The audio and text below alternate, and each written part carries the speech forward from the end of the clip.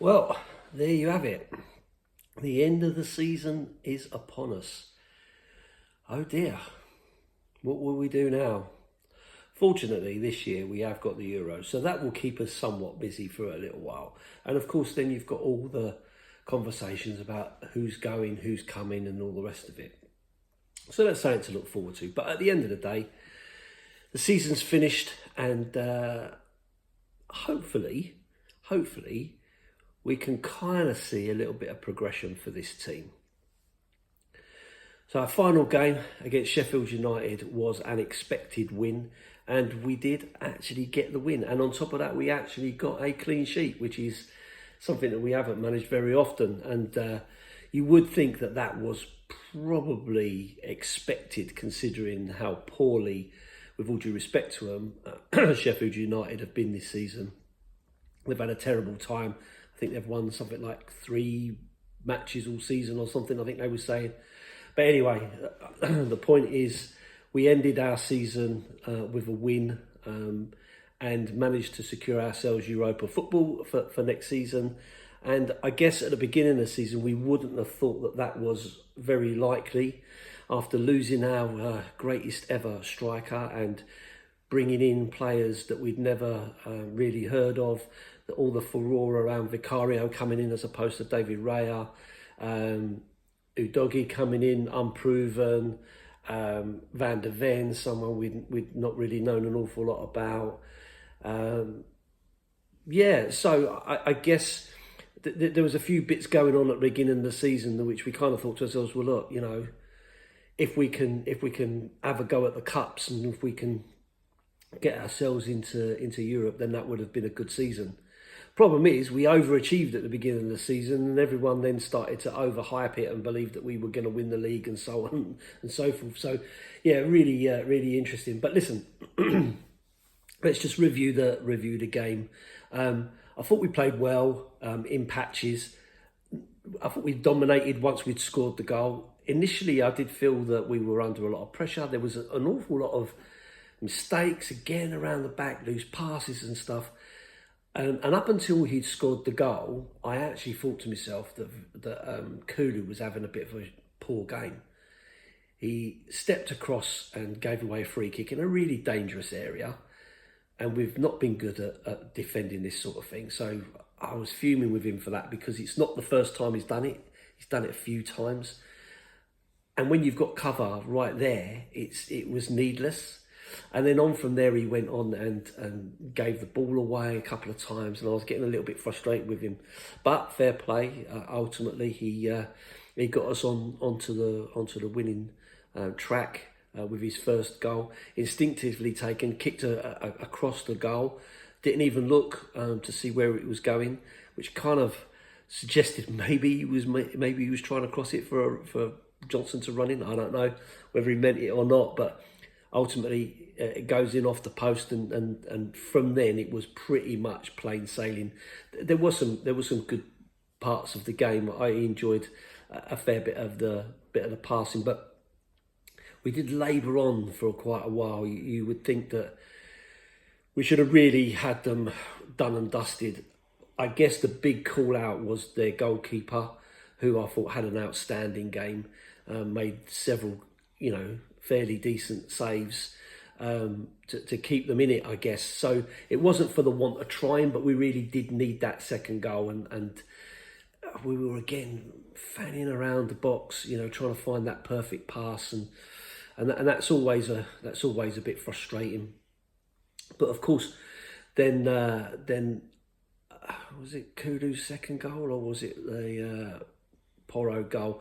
Either way, Porro's goal was outstanding. I mean, that came back off the post to Johnson, who made a really good decision to play that back into the danger zone. And Porro's not gonna miss when he lamps it in the way he does. And the goalkeeper had absolutely no chance. I think initially he'd made the save that palmed it out, which was kept alive. Which then bounced off of, I think it was Van der Ven that then hit the post and came back to Johnson, who then played it back to Porro for his great strike. So absolutely, he like loves to thunder those in, and you could tell it meant something for him. So pleased for that.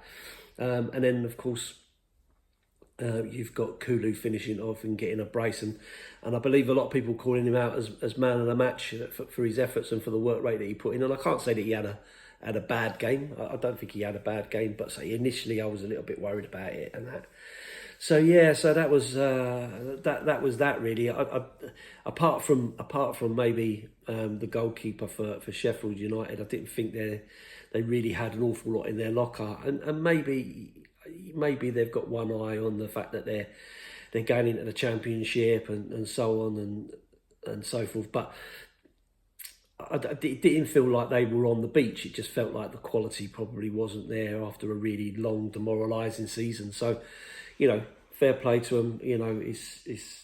It's a new season for them down in the Championship, and we'll see where that brings them from there. But from a Tottenham point of view, it was good to see us get a win at the end of a really disappointing run, where our season tapered off and ended up really sort of just waiting to get this Europa League spot. And I guess with Villa getting absolutely trounced, there was a load of people calling out, if only we'd have beaten Man City, we'd have got the Champions League and so on. But I'll be honest with you, I can't see Villa losing that game like that if top four was still to play for. I really can't. And that would have made the whole thing with the scum and City even tighter. And I was still trying to watch towards the end to get that score, just to make sure they came away with exactly the same as we did this year. No trophies. And no Premier League win. So ultimately, they had a great season. They did quite well, but they still come away with nothing, and no one remembers who comes second, right? So yeah, so all in all, a good day for a Tottenham fan to see it taper out in the way it did. A little bit about the thing with Heung-min Son. I don't know what happened there. I kept watching the replays. He was going down holding his leg, but it looked more to me like he took one in the stomach. It looked like, it did look quite aggressive, as I think it was Brooks who stepped across him, and it looked like he had a bit of a dig at him. But Sonny was holding his leg, so whether something happened where he stopped on his foot or something like that, I don't know. But either way, it didn't make a difference, and no one protested too much that Brooks should have been sent off from our point of view. And I thought it would have been a bit of a shame for them anyway to lose another player, especially when they're 3-0 down and going down to the Championship. I don't think it would have done an awful lot for them. But yeah, it's a bit of a strange one, because I don't normally see Sonny reacting in that kind of way. That's normally something that the dare I say it, the South American boys tend to do a bit more of that than we tend to do. But anyway, yeah, so interesting. But like I say, I don't think it was our best performance. I don't think we really outshone, but we got the win, and that's all you could ask for at the end of this season, which is what we was looking for. But like I say, for me, looking forward to Europa League football next season, and hopefully get to go to a couple of those away games, which will be really cool. So yeah, so that's it, I guess.